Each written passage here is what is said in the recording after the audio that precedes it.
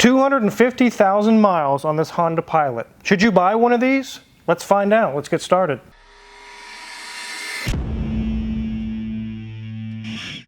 This is a 2009 Honda Pilot. Obviously you can see it has seen better days, but it is just a daily driver. It's not meant to be a museum piece.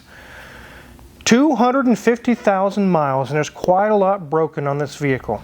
I'm going to show you what we found wrong, go over the list. The customer hasn't approved everything. We're going to show you what they turned down and possibly do at a future date. Let's go ahead and take a look around this Pilot before we dive in.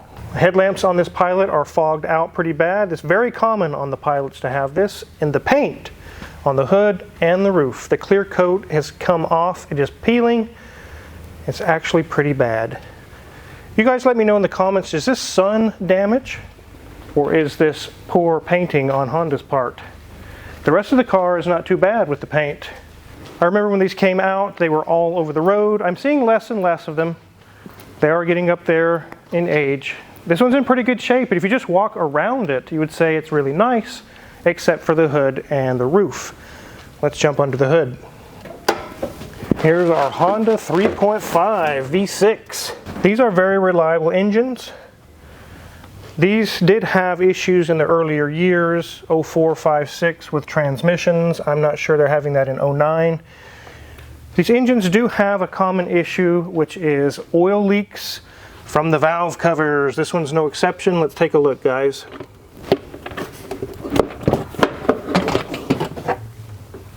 You can see by the VTEC solenoid the valve covers are compromised, and on the back side of the engine the valve covers are leaking down the head and down the block, so definitely time for valve cover gaskets.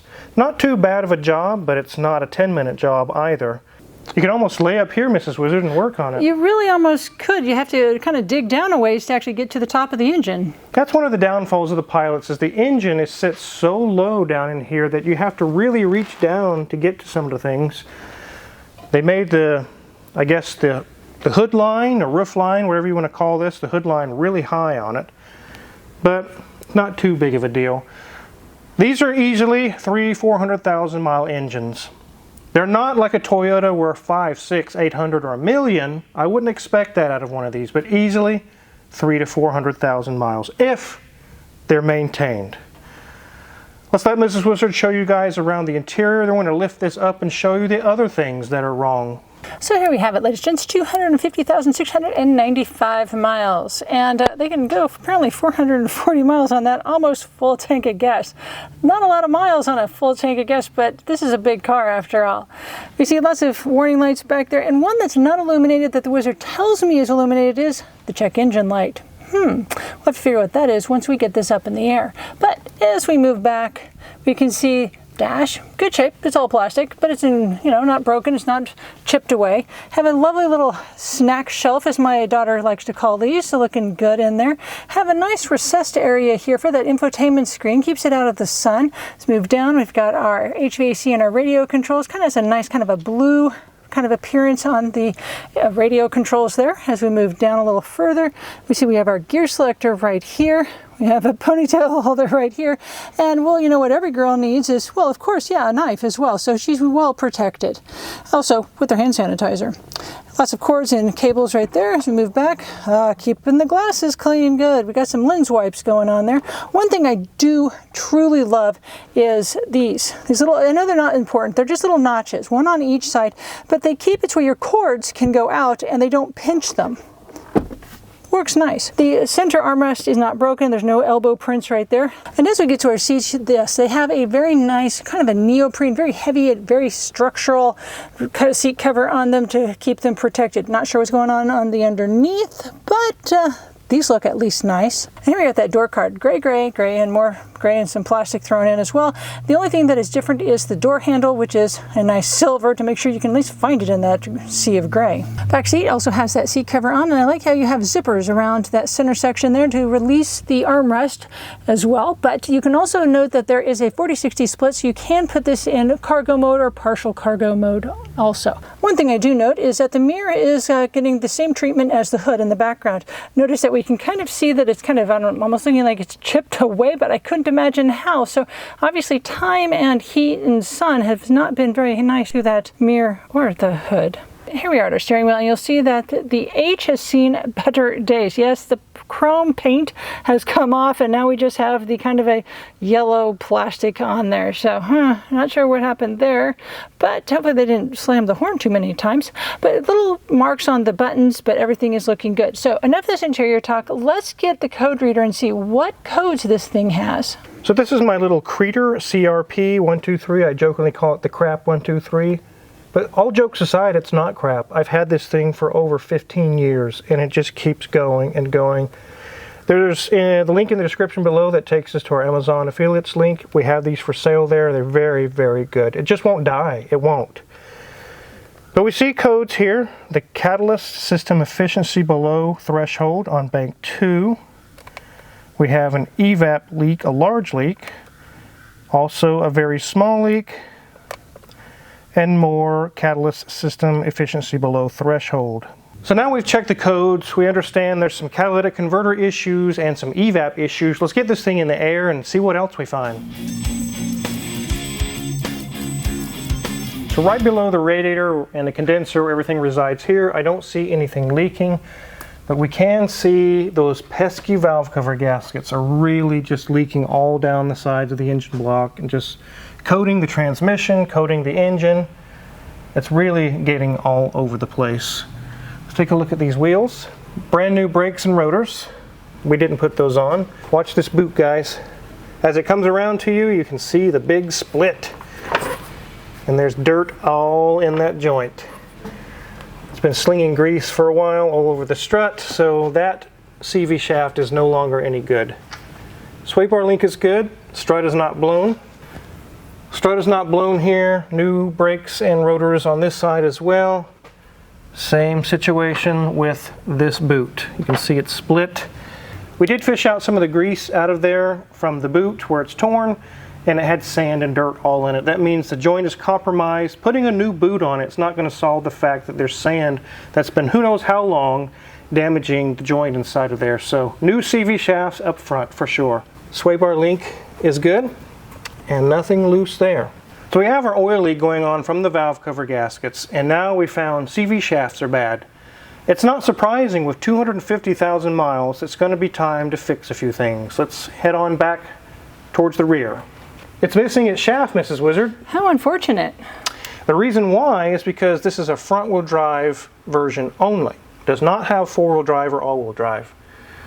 We do see a skid plate here which protects our charcoal canister, which is nice. So if you do any off-roading or on a dirt road, you don't crush your charcoal canister. Our exhaust is stock, everything's intact. Our fuel tank is not leaking. You can see where they would mount a differential if this was all-wheel drive, but we don't have to worry about that because it doesn't have it. We'll check these brakes in the back.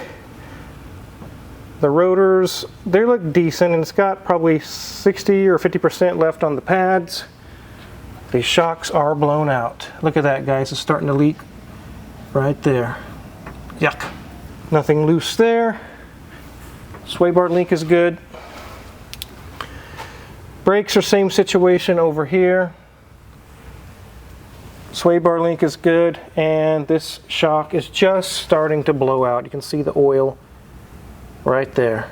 There's air in the spare, which is always good. We always check that. And the beefy dual exhaust, which is actually not dual. Look at these tiny little pipes, Mrs. Wizard. They are shockingly small for the mufflers that are attached to them.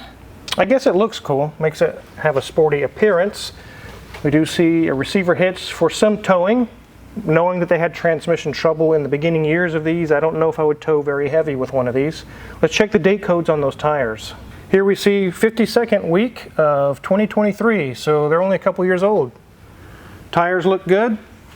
Let's get this thing on the ground. So there's times where you see oil on the bottom of a vehicle, and the question pops up, when does it become a big deal and it needs to be taken care of? The answer is when it consistently leaves puddles bigger than a softball. Because you're going to end up running out of oil. Whatever fluid's leaking, it's going to eventually run out. You say, well, I'll keep topping it off. It's just going to keep coating the bottom of your car. And when it's that serious of a leak, leaking that quantity of fluid out, it's going to just coat the whole bottom of the car.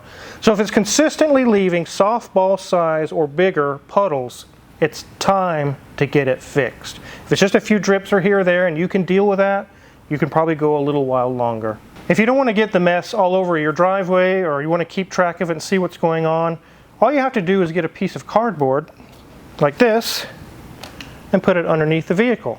Then you can start monitoring how big the puddles are, or if it's just a few drips, and also protects your driveway from getting oil stains or fluid stains on the concrete. So 250,000 miles on this Honda Pilot, and we found quite a lot of repairs needed. I'm not surprised because of the mileage and the age. Whatever car you could ever buy, at 250, 300,000 miles, it's going to be time to start doing maintenance and repairs. It's going to happen. It doesn't mean it's broke down. It doesn't mean it's a piece of junk. Actually, this is not a whole lot for 250,000 miles to need done. However, when you start adding it all up, you got valve cover gaskets, which again is not a 10-minute job. Then we found those CV shafts that the joints are compromised with sand and dirt. We found the rear shocks are blown out. We found that the catalytic converters have issues, they're starting to fail. We also found that it has an evap leak issue going on. We tallied all those items up and we gave that estimate to the customer. They did say that they would go ahead and do the valve cover gaskets and the CV shafts. Everything else will have to come back at a future date. The funds aren't there right now, and it's just not a good time for them to just splurge on this car. When is it too far on a vehicle like this? What is too much money? This vehicle is probably worth $4 to $5 grand tops. Maybe even $3,500 for, somewhere around in there. If you have repairs that are going to be $6 grand or $8 grand, it's time to stop. Drive it until it don't go anymore, sell it, trade it in, however you want to take care of that is a decision you'll have to make. But right now, $2, $3, $4 grand, I would be on the fence and say yes, it's probably still worth it with this vehicle, because it sure beats $1,000 a month car payment on these new vehicles that are $50,000, $80,000, $100,000 that they're wanting for cars now. Insane amounts of money. It's way cheaper to fix this thing. So we're definitely going to fix the valve cover gaskets and the CV shafts. The other issues that it has, the catalytic converters, and here's a picture of one. It's built into the exhaust manifold. You don't just hack and cut weld a new one on. You can't do that. You can't cheap out on these. It's all molded together as one piece. And they're anywhere from $400 to $500 for an OEM manifold header assembly. And there's two of them since it's a V6. So you have almost $1 grand just in parts. Then you got the labor. It's expensive.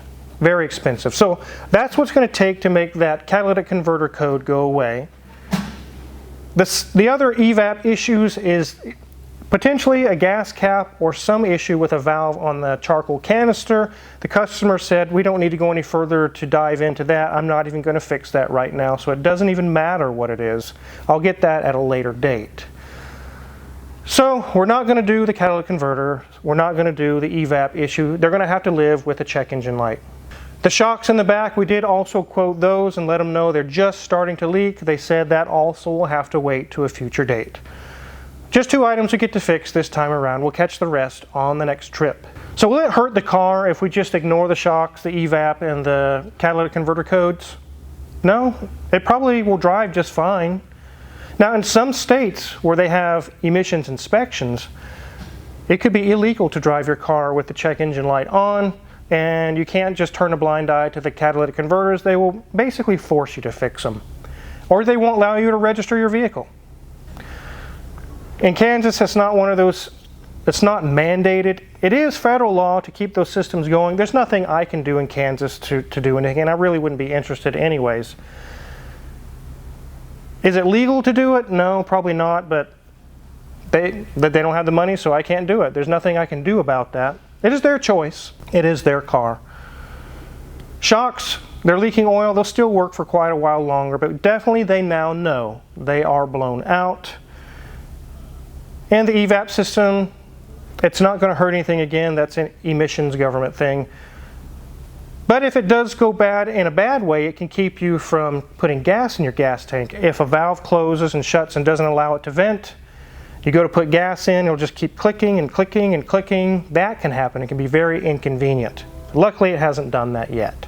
Now, these codes we just saw, is it going to put this vehicle into a limp mode or shut off your AC like we've seen on some vehicles? No, those aren't hard codes that are going to put it into limp mode. Not on these particular vehicles. So luckily, if you have to keep driving it for a little while longer till you can get the funds to pay for it, it will still drive fine. It'll do just fine. Now, is the Honda Pilot a good vehicle? They're kind of middle of the road. They are good. They're not like a Kia or a Hyundai or something, or some of the newer vehicles like I've mentioned on previous videos. Some of the brand new stuff coming out is garbage right out of the assembly line. Trash. You could pick one of these up, like I mentioned, 3, 4, 5, maybe 6 grand for a really nice one with obviously lower miles than this one. They are reliable, they are a good vehicle.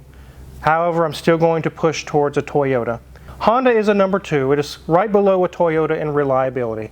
They're not totally bulletproof like we know Toyotas to be, but they're not a Hyundai or a Kia either. So yes, they are good. They're a good vehicle. I would feel comfortable as long as you do a pre-purchase inspection, everything comes out good. I would feel totally comfortable having a Honda Pilot. In fact, my future son-in-law has one of these. What? Future son-in-law? Well, he is engaged to our daughter, Mrs. Wizard. You're getting old over there. You're going to be a grandpa before you know it. Yeah, and take a look at this picture I just saw on the internet. It says, people are going gray. Why do they go gray? It's because they're dying. Thanks, Mrs. Wizard. You sent that to me, but you got more gray than I do. No, I'm not dying. Hopefully I'm not. But anyways, we got that from Eurasian Bob. Fixed a few small items. He's cruising in that. No trouble. It's doing great for him. We have one of these in our family, or our soon-to-be family. They are a pretty good vehicle. So definitely wanted to get a video out to you guys to show you this 250,000 mile Honda Pilot, and that it is worth fixing the items that are wrong, that are broken on this vehicle, because it beats a new car payment by a long shot. Is it pretty? No, the paint's starting to fade, but when you need to get to work, and that's all you need to do with the vehicle, it doesn't matter if it's pretty. It just needs to run and be reliable. One thing you could do in this situation is go to a salvage yard and find maybe a Pilot that this color that's been wrecked in the back. Just buy the hood, bolt it on here. Now there's not much you can do for the roof, but you could take care of this and make it a little bit better. How long does this car have left in life? Probably realistically 50 to 100,000 miles. And then something's going to happen. It's not going to be feasible. It's not going to be worth repairing, and it'll go to a salvage yard, or I don't know what'll happen to it at that point. But 50 to 100,000 miles is likely the lifespan left in this vehicle. So if you're curious what kind of tools we're going to use to work on this Honda Pilot, just like the scan tool I just showed you, the CRP, the CRAP 123. It's listed in our Amazon affiliates link in the description below. A lot of the tools we use in the shop every day are listed for sale there. And if you purchase any of them, we get a small cut and really appreciate it. Make sure to hit the subscribe button because we're already booking into November. We've got lots of cars coming, which means lots of videos for you guys. Thanks for watching.